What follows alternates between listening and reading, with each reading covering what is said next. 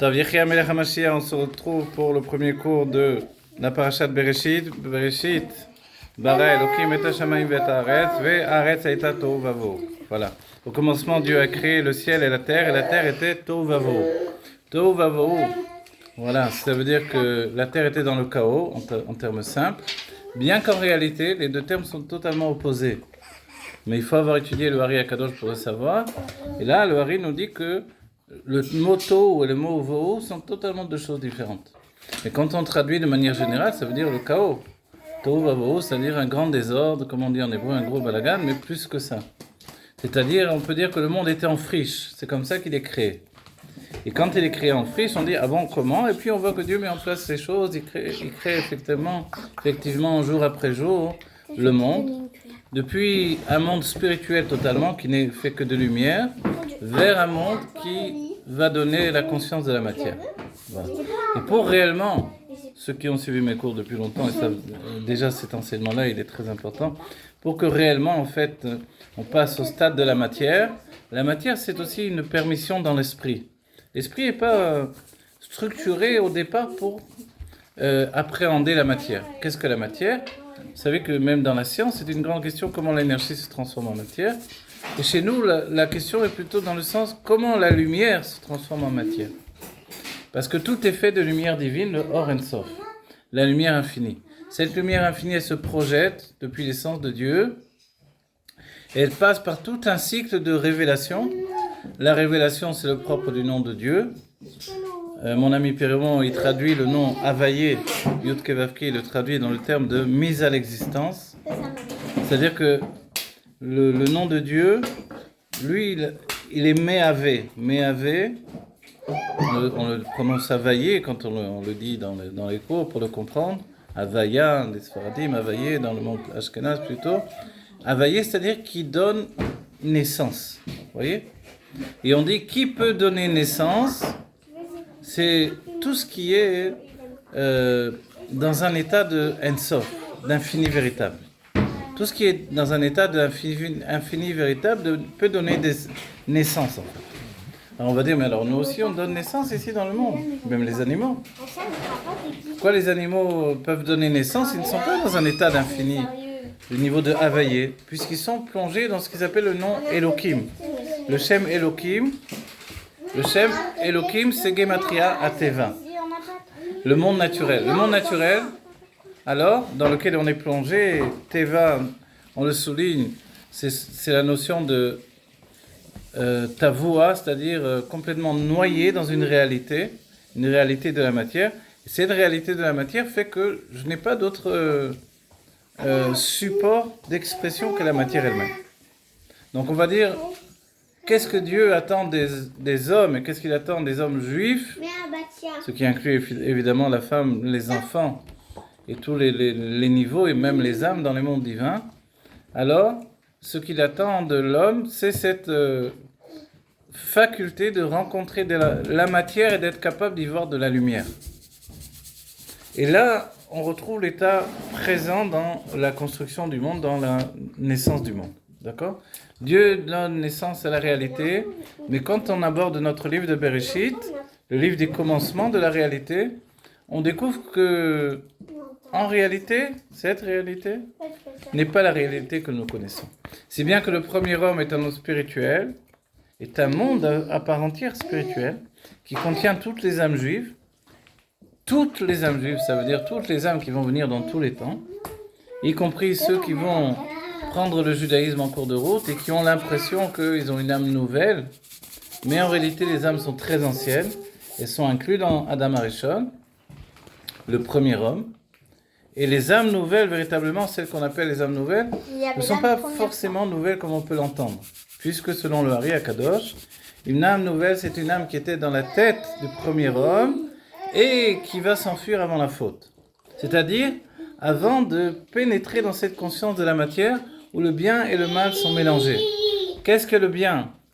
L'affirmation absolue que tout est Dieu, y compris nous, on est plongé dans Dieu. Qu'est-ce que le mal? Une autre possibilité que la notion absolue de l'existence de Dieu. Voilà, ça c'est le mal.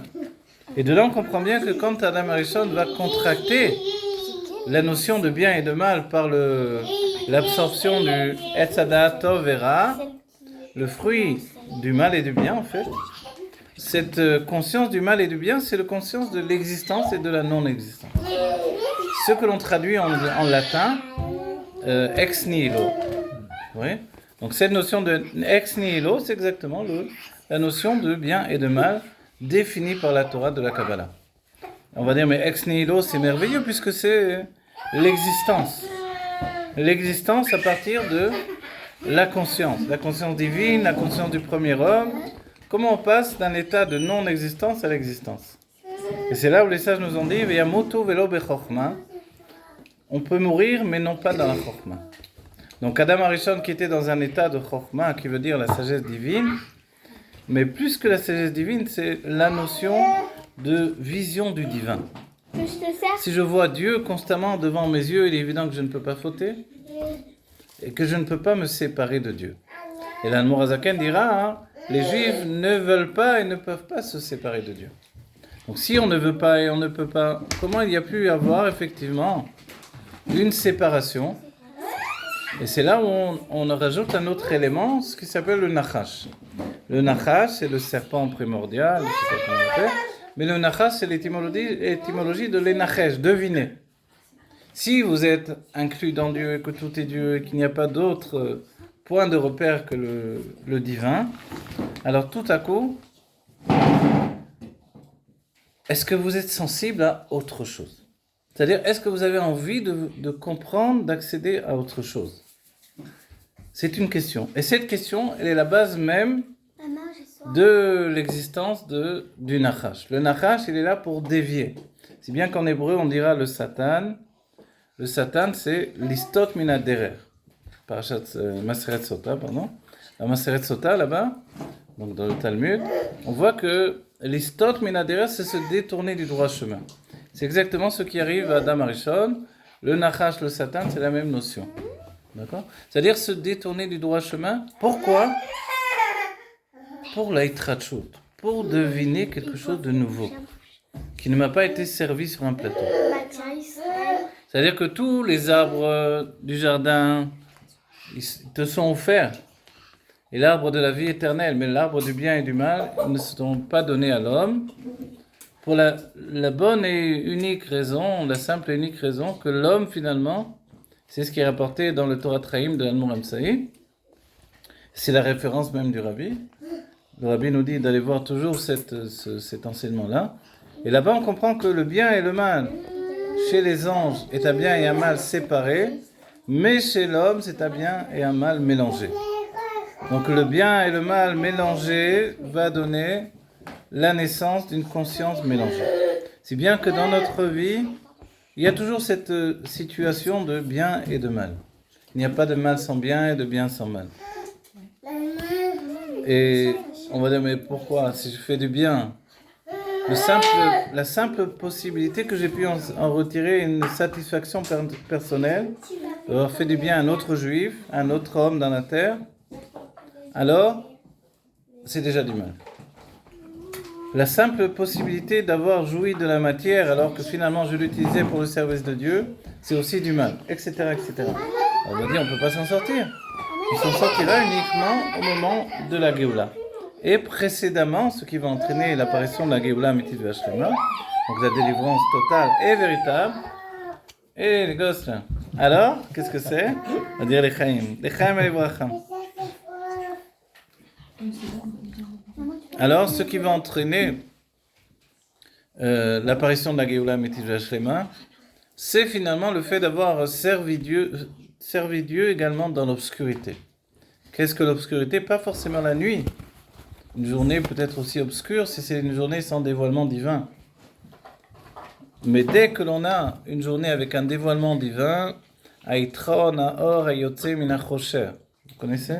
L'avantage de la lumière qui jaillit de l'obscurité. C'est-à-dire, Ksat, Minaor, un petit peu de lumière dans l'obscurité, ça donne véritablement quelque chose de merveilleux. Une grande lumière finalement. Donc la lumière, on peut dire, mais c'est merveilleux, elle prend plus d'éclat dans l'obscurité, si bien qu'on dit que les sages diront, Mais quelqu'un qui allume une bougie dans la journée, c'est totalement ridicule. Mais on a presque envie de vous dire que, mais pourquoi pas après tout? Venez, mettons de la lumière dans la lumière. Alors, le mot de mettre de la lumière dans la lumière et voir la lumière briller au sein de la lumière, ça c'est un travail de Géoula.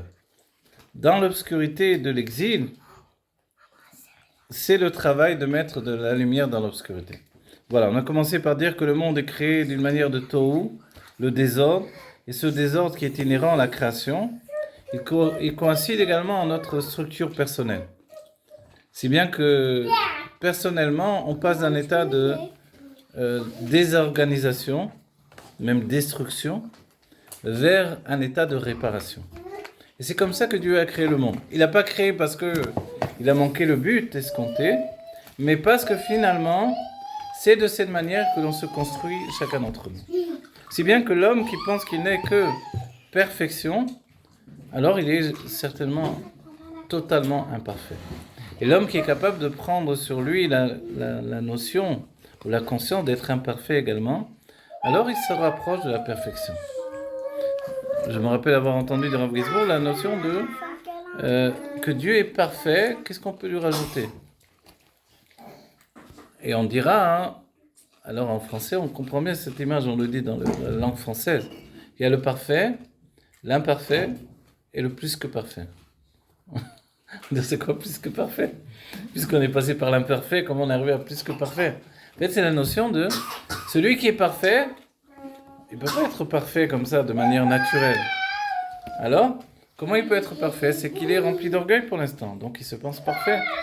Alors, ensuite, il atteint le niveau où il est imparfait. Et finalement, grâce au fait qu'il atteint le niveau où il est imparfait, alors il peut atteindre le niveau que plus que parfait. Et comme ça, on dira pour l'homme. Adam, on dit qu'il est Adam et la Elion, il ressemble au monde divin. Et le Adam, lui, il est dans une notion de... On dit qu'il y a Tov, quand Dieu a créé le monde, on le voit. Et puis pour la création de l'homme, il écrit Tov Meod. Et les lettres Meod en hébreu, ce sont les mêmes lettres que Adam. Et on dit que Tov, c'est bien, c'est Yetzeratov. C'est le Yetzer qui nous entraîne vers le bien. Et le Meod, qui est le mieux que le bien, plus que le bien, donc plus que parfait, on va dire. En fait, c'est le Yetzera. C'est le penchant pour le mal. Le Yetzeratov, c'est le penchant pour le bien, c'est le Adam. Et le Yetzeratov, c'est aussi inclus dans la notion du Adam qui inclut le mal au-dedans de lui. Et c'est l'idée de vouloir faire mieux, de vouloir faire mieux. Si bien que un artiste, pour grandir, il doit s'habituer à accepter l'imperfection. Un écrivain, un père de famille, une mère de famille, dans toutes les notions, dans tous les instants de notre vie, si on ne veut que la perfection, parce qu'on recherche la perfection, parce que la Torah nous pousse vers la perfection, alors ça ne suffit pas à notre construction. Notre construction passe par également la notion d'imperfection. Et l'imperfection, elle se rajoute à ces notions de perfection innée qui se trouvent dans l'âme. On va dire alors comment on lui rajoute cette notion? C'est justement l'union entre le corps et l'âme. L'âme, c'est la perfection innée qui vient de la lumière de Dieu qui se projette. Alors on va dire, Dieu il dit, je m'ennuie avec cette âme, elle ne m'apporte rien. Elle ne m'apporte rien, rien de nouveau. Alors venez, on va lui donner un corps. Et c'est là où Dieu va se concerter avec ses conseillers.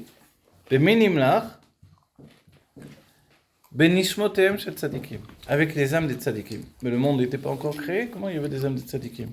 De là, on comprend bien que les justes, c'est comme une émanation de l'identité divine. Les justes émanent de son être, et comme il est parfait, eux aussi sont parfaits. Dieu est appelé tzadiko shel olam, le juste du monde. Il donne naissance à des justes. Mais ces justes-là n'avaient pas encore de corps, c'était des âmes. On va dire, mais les âmes à ce niveau-là, même les âmes, elles sont structurées, elles passent par des mondes, par une naissance. À quel niveau étaient ces âmes? C'était une projection de la lumière divine, tout simplement. Et on dit, Israël alou bemarshava. Le peuple juif s'est élevé dans la pensée de Dieu. Si le peuple juif s'est élevé dans la pensée de Dieu, on va dire à quel moment? À ce moment-là où il a besoin de prendre des conseillers. On dit, mais pourquoi Dieu a besoin de prendre des conseillers? Parce que c'est ce qu'il va établir qu'un roi a besoin de conseillers. On va dire, oui, mais c'est pas encore. Oui, mais il n'y a rien pour l'instant. Et en réalité, par rapport à Dieu, il y a déjà rien, parce qu'il n'y a jamais rien. Pour ça, j'ai utilisé le terme, il y a déjà rien. Il y a encore rien, mais il y aura toujours rien. C'est-à-dire que pour Dieu, le monde n'existe toujours pas. Et comme le monde n'existe pas pour Dieu, alors l'existence n'est qu'un état qui est inclus au-dedans de Dieu, au-dedans de lui. C'est une émanation de sa volonté. On va dire, ok, mais quand il y a bien l'existence des arbres, des fleurs, des montagnes, des lacs, et des mers, et des poissons, et des animaux, et des hommes, etc. Voilà, il y a bien des choses qui existent. Mais en fait, ça n'existe que dans la volonté de Dieu. On va dire quoi? C'est la volonté de Dieu qui a voulu également ce chaos. Mais oui, regarde, dans la Torah, c'est écrit au début. Ve haolam, et le monde était tovavo. Et là, on revient à l'explication du Ari Akadosh qui nous dit que le tohu, effectivement, c'est le désordre. Mais pas un désordre comme on l'entend nous, un désordre avec une matière qui est malmenée. Mais c'est un désordre inhérent à la puissance de la lumière divine. Le monde du tohu, c'est un monde qui existe toujours d'un certain point de vue, puisqu'il est éternel devant Dieu. Il est un monde où la lumière divine est tellement intense qu'elle ne peut pas se limiter à un réceptacle. Comme elle ne peut pas se limiter à un réceptacle, elle est toujours dans un état de brisure de réceptacle. Et là, je reviens à l'idée d'imperfection dont on a parlé. C'est-à-dire que quand on voit une personne et on l'admire, etc., et tout à coup on découvre qu'elle a bien des défauts, et non seulement qu'elle a bien des défauts, qu'elle en est consciente, non seulement qu'elle en est consciente, mais qu'elle exprime ses défauts. Peut-être même qu'elle le fait en public. Je dis, attends, ça m'a beaucoup déçu de lui. J'étais déçu. C'était là que j'ai parlé comme un élève qui est venu me voir une fois, la dernière fois que j'étais venu en Corse, et qui me dit, et il est venu exprès pour nous rencontrer, de Paris, il est venu, et puis il me dit, ouais, c'est la première fois que je vous vois en vrai, ça me fait bizarre. J'ai dit, ça va, pas trop déçu. Il dit, non, c'est différent. Il paraît que je suis photogénique, alors forcément il est déçu. Que Dieu bénisse tous les juifs, qui les protège, qui leur donne d'être indestructibles réellement.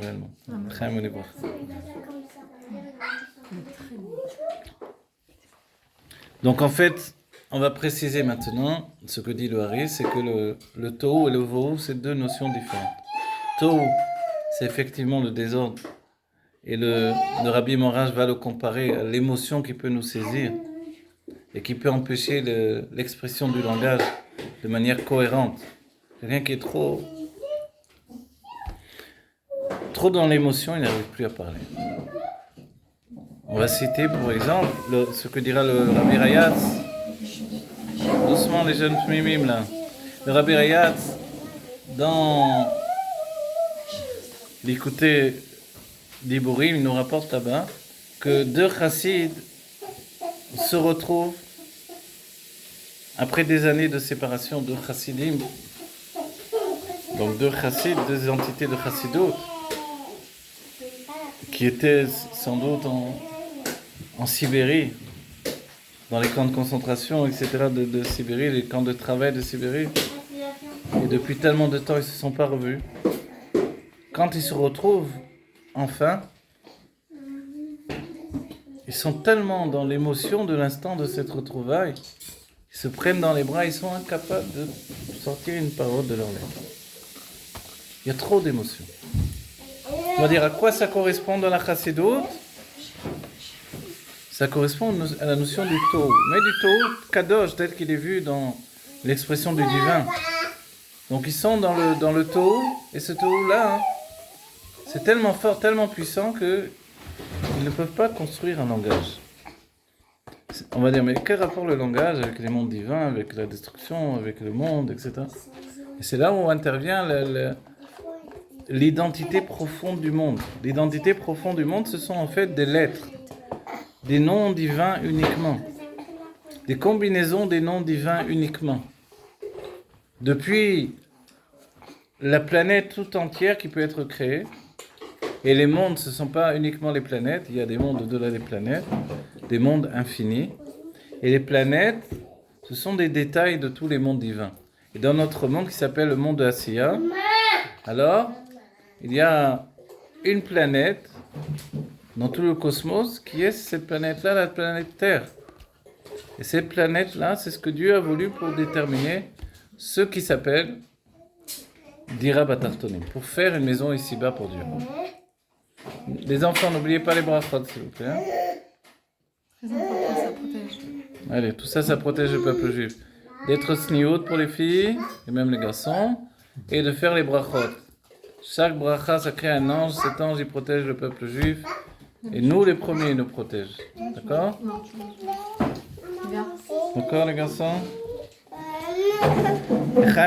Que Dieu nous donne la force de passer ces moments d'épreuve pour le peuple juif, pour tout le monde entier. En fait, le monde ne se rend pas compte, mais quand le peuple juif est touché, c'est le monde entier qui est touché. Pour nous, le peuple juif, nous sommes une entité générale qui est, dans cette paracha, on le comprend, c'est Adam Arishon, c'est le premier homme. Et ce premier homme, lui, il est vraiment toutes les âmes réunies. Et quand un juif est blessé, un juif est terrorisé, un juif est frappé, un juif est tué, que Dieu préserve. Non. Alors, c'est l'âme générale de Adam Arishon qui est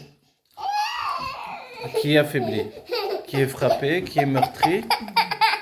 Et de par ce fait-là, le nom de Dieu qui est également affaibli. Et comme le nom de Dieu fait exister tout ce qui existe, finalement l'existence n'est plus la même qu'auparavant. Si bien que la souffrance d'un juif touche non pas uniquement le juif lui-même, non pas uniquement le peuple juif lui-même, mais... la femme, elle est vraie. On va mettre en pause une seconde. Ok, on reprend le cours. Voilà, la vie, c'est la vie. Et comme on a dit, le tohu, c'est le désordre. Le désordre, c'est la vie, et c'est les enfants. Et comme on dit les rébim, et c'est rapporté dans le Hayom Yom, qui nous dit la richesse du peuple juif, ce n'est pas d'avoir de beaux meubles et de belles voitures. Je rajoute au Hayom Yom, en fait. J'ai quitté le Hayom Yom. La richesse du peuple juif, c'est d'avoir des enfants qui vont dans le derrière de Torah et Mitzvot. Voilà, notre richesse, c'est la Torah et les Mitzvot. Et pour nous, le monde autour de nous, Kula Kamek Elo Chashiv, on doit atteindre ça. C'est-à-dire que rien n'a d'importance. Qu'est-ce que ça veut dire? La matière elle-même, elle n'est pas plus importante que ça. C'est-à-dire d'avoir ce meuble, ou d'un autre meuble, ou ce fauteuil, ou un autre fauteuil. Ça ne doit pas être trop important pour nous. Voilà. Et pourtant, les Rebbeim faisaient attention à tous les objets de leur maison. Mais ce point-là, il est précédé par le fait que les choses ne doivent pas avoir d'importance. Allez, les enfants d'Israël, on se retrouve aujourd'hui, tous ensemble réunis. On a passé des moments très difficiles. On veut souhaiter que ce soit les derniers. Ces moments, c'est plus que difficile, c'est au-delà de... Certains ont exprimé le terme de pogrom. C'est vrai, c'est des pogroms. Des pogroms qui sont répétés. On pensait que c'était terminé. Et puis d'une certaine manière, c'est une sorte de petite Shoah. Mais on n'a pas besoin de tailles différentes. Des centaines de juifs qui disparaissent. C'est au-delà de tout des prisonniers juifs, des otages juifs, qui sont même pas des soldats, parce qu'un soldat, il prend les risques de tomber dans des situations comme ça. Donc il est averti au départ. Mais là, quand ce sont des gens innocents, des femmes, des enfants, des vieillards, alors on comprend que c'est au-delà de la raison. Des situations comme ça terribles, on ne va pas citer tout ce qui s'est passé de terrible, des souffrances de chacun. On est tous en train de regarder l'actualité sur les réseaux sociaux. T'as vu un petit peu comme ça, c'est quoi? Voilà. Alors, pour continuer, pour définir quelque chose de très important, la notion de tohu vavohu, qu'est-ce que c'est? Alors, on a dit tohu, on a bien expliqué le tohu, le désordre, et le vohu, qu'est-ce que c'est? Le vohu, en fait, pour le Ari Akadosh, ce sont deux mots différents, tohu vavohu. Et deux notions différentes. Tohu, le keter, ce qui est précédemment dans une construction linéaire des mondes ou temporelle des mondes. Le tohu, c'est un monde qui va se détruire pour donner naissance à une reconstruction. Et c'est le propre de l'endroit du keter. En termes de psychologie, là je me réfère au Rav Gainsbourg, qui lui reprend la psychologie de Freud pour expliquer ça, qui nous dit que le tohu, c'est l'inconscient. l'inconscient qui va devenir le subconscient par l'âme animale. Donc l'inconscient, c'est un désordre spontané. Non pas un désordre créé par une quelconque situation, mais un désordre spontané. Voilà, c'est comme ça qu'il faut l'entendre. D'accord ? Pourquoi il y a un désordre spontané ? Parce que la